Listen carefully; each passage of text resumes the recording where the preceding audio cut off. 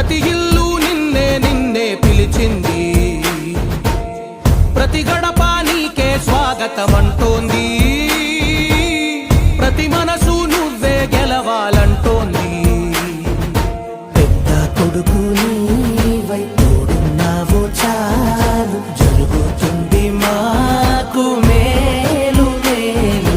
ఇంటి పెద్ద నీవై నిలిచి ఉంటే చాలు, విరిసి